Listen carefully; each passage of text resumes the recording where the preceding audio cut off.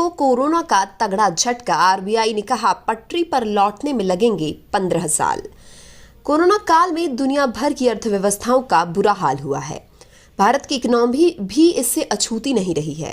पहले लगे पूर्व लॉकडाउन के बाद कई छोटे छोटे लॉकडाउन लगे जिन्होंने देश की अर्थव्यवस्था को काफी नुकसान पहुंचाया है।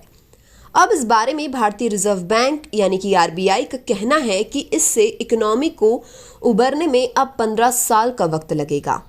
आरबीआई ने हाल ही में अपनी 2021-22 की report on currency and finance जारी की है। इसी रिपोर्ट में केंद्रीय बैंक ने कहा है कि कोरोना महामारी से अर्थव्यवस्था को जो नुकसान हुआ है उसकी भरपाई में 15 साल का वक्त लगेगा।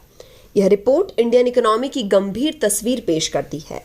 इसकी थीम रिवाइव एंड रिकंस्ट्रक्ट है, जिससे कोविड के बाद स्थायी रिकवरी और मध्यावधि के ग्रोथ के ट्रेंड को बढ़ाने के संदर्भ में तैयार किया गया है।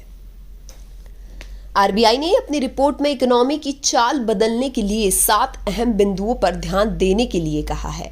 इनमें कुल मांग को बढ़ाना, उसके अनुरूप सप्लाई करना शामिल है। साथ ही अपने इंस्टीट्यूट्स, इंटरमीडिएटरी और मार्केट पर ध्यान देना होगा, जबकि वृहद आर्थिक स्थिरता के साथ नीति का समन्वय, उत्पादकता और तकनीकी प्रगति करना, ढांचे में बदलाव के साथ उसके टिकाऊ रहने पर जोर देना होगा।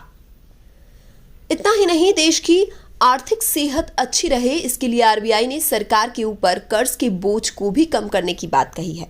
केंद्रीय बैंक का कहना है कि अगर भारत को मध्यावधि में अपनी ग्रोथ को सुरक्षित रखना है तो उसे अगले 5 साल में सरकार पर कर्ज के बोझ को जीडीपी के 66% नीचे लाना होगा।